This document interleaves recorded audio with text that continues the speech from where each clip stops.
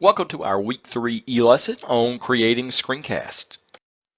So our module objectives for this week, we actually only have one, and it's create a screencast that follows the best practices of screencast creation. So I think this will be a fun module for you, especially if you've never created a screencast, but at the same time, it'll be a little bit challenging. So the first thing, what is it? What is a screencast? Now, your reading for this week hopefully clarified all of that, so make sure you've done that because I'm not going to go through every single aspect in the reading, but I'm going to go through some of the highlights. So a screencast simply is a screen recording mixed with a narration of events. It's really that simple. You're recording your screen and a narration of events. What I'm doing right now is considered a screencast. And once you get really good at it, then these are popular ways to share your ideas or show people how to do things. Just search YouTube, you could find a ton of them. In fact, that's what most videos are on YouTube. They are screencast. And then the last thing that you need to keep in mind is that it has to solve a problem. Even if it's a ridiculous screencast on YouTube to show you something that is a very simple process, it still solves a problem. So keep that in mind, that screencasts have to solve problems. Now let's go through some of the best practices in screencasting. And the first thing is plan, plan, plan, plan, and then plan some more. And then after you're done planning, plan some more. If you have a good plan in place, it makes the whole screencasting assignment go well. And think about it more than just an assignment. It makes the whole process go smooth. You don't want to get in the middle of your screencast and realize you have no idea what you're going to say next and you don't even know where you are, because that's what will happen. You'll get to a point where you won't know what you're going to say because you didn't really plan out what you were going to do. Also, if you're trying to solve a problem, how are you supposed to know that you are actually progressing towards solving that problem unless you have a plan in place? It's one of those things that if you fail to plan, then this is going to be a hard thing for you to do. It's not going to be one of those things that you can just wing it and think that it'll be perfect.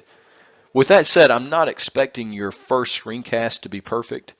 It'll probably be anything but perfect, but it will be one of those things that if you have a good plan in place, it will be less stressful, you'll have to restart less, and the quality overall will be much better than what you would have if you didn't plan. The next thing you need to keep in mind is know your tools and practice.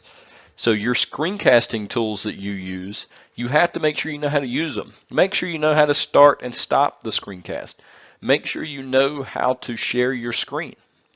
The last thing you want to do is get to the end of your screencast and realize you didn't actually share your screen, or you shared a different tab than what you actually needed to show a user.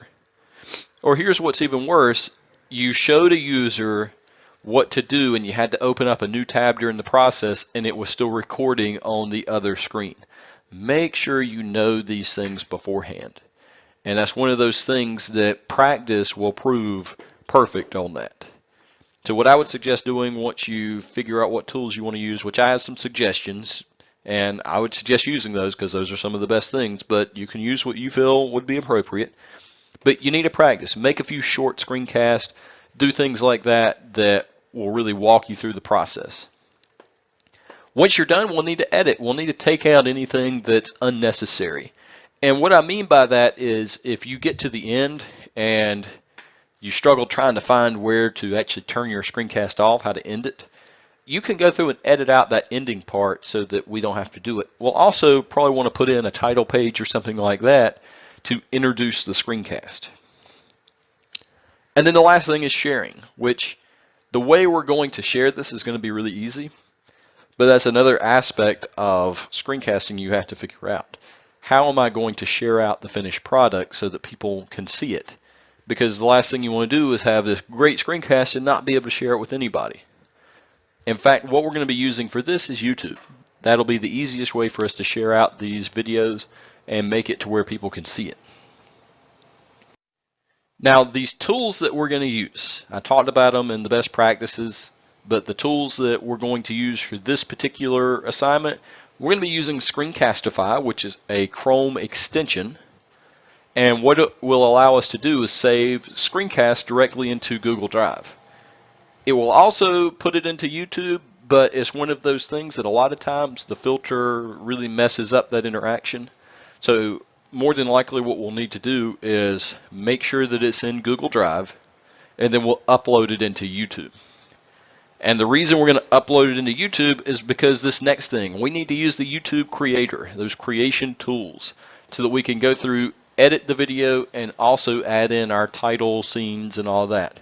Which, for that, I'll go through how to do that. Look in the student resources section.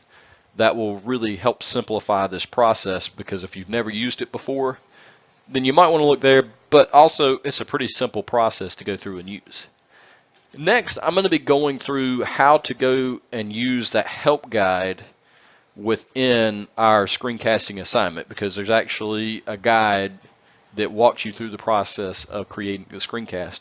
And so I want to go through that really quick so that you understand how to use that. We're going to quickly go through the screencast planning guide, because you'll need to turn this in with your screencast, but it's also set up so that you can go through and create your screencast more effectively and not have lag time or seem like you don't know what you're talking about. So for part one, it's a simple thing where you go through and fill in this information. So what is the problem you're trying to solve? Who's your audience? So who will be viewing it? What tools will I need? And then how will I share the finished product? So these last two should be pretty simple, because the tools you'll need, you'll be kind of limited because you're on a Chromebook, but there's already some really good tools out there that are consistent. So just look in the presentation in the eLesson, it will go through that. That's coming up next in it. And then how will I share the finished product? I want you to put it in YouTube, and we'll share it that way. Now the part two, this will be the most time consuming, and some of you will go, I don't want to do that, but it really will help when you go through and create your screencast, so that you don't just pause and go, I don't know what I'm going to say, or keep you from actually doing that, going, here's what I want to say, and like, I don't know, and yeah, please don't do that, because that is a miserable viewing experience and something that shows that you didn't really plan out what you're going to say. In this, you'll just list the steps, so 1, 2, 3, 4, I mean, that's pretty simple. But then the screen image, so explain what your screen image will be, whether it's, well, I'm doing a document like this, or I'm going to do a computer screen where it's set to Google. Just a brief description. Don't think that it has to be anything elaborate or anything that is in great detail, but you need to kind of know where you're going throughout this process, what your screen should look like. And then your narration script. So whenever we're looking at the narration script, what are some possible things you're going to say? That doesn't mean you have to read that script word for word when you're doing your screencast, but you need to have an idea of what you're going to say before you go and record your screencast.